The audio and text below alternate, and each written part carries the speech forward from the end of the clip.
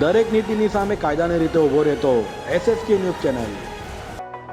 સુરતમાં પ્રી મોન્સૂનની કામગીરીને લઈ સરથાણા ખાતે મળેલી ડિઝાસ્ટર મેનેજમેન્ટની બેઠકમાં કોર્પોરેટર અકળાયા હતા અને ડ્રેનેજ સમસ્યાને ઉકેલાતા પાલિકામાં મંજીરા વિભાગ શરૂ કરો તેમ કહી વિરોધ સાથે રજૂઆત કરી હતી।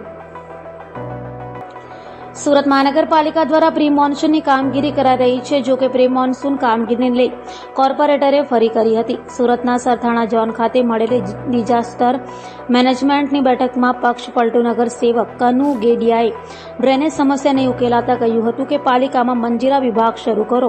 ડ્રેનેજ વિભાગના કાર્યપાલક ઇજનેર ભૈરવ દેસાઈ પર પસ્તાળ પડી હતી અને કનુ ગેડિયાએ વધુમાં કહ્યું હતું કે પાલિકામાં મંજીરા વિભાગ શરૂ કરાવીને ભૈરવ દેસાઈને મંજીરા વગાડવા બેસાડી દેવા જોઈએ એવી ટકોર કરી હતી। તેમના જેવા બેદરકાર અધિકારીને તાત્કાલિક પદ પરથી દૂર કરવા માંગણી પણ કરી હતી। બેઠકમાં મુખ્ય ફરિયાદો ડ્રેનેજ વિભાગની જ હતી।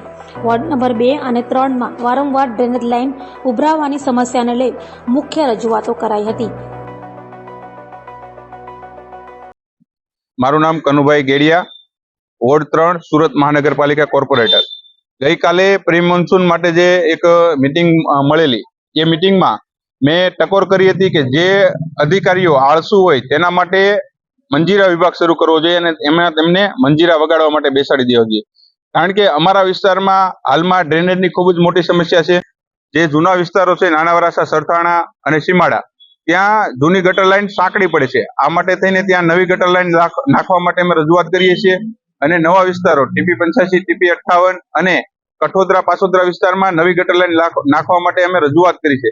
પરંતુ 3 વર્ષથી ડ્રેનેજ વિભાગના હેડ દ્વારા ફક્ત DPR બને છે એમ જ કહેવામાં આવે છે, પરંતુ કોઈ એક્શન લેવામાં આવી નથી। આથી આવા આળસુ અધિકારીઓ માટે મેં મંજીરા વિભાગ શરૂ કરવા માટે ટકોર કરી છે।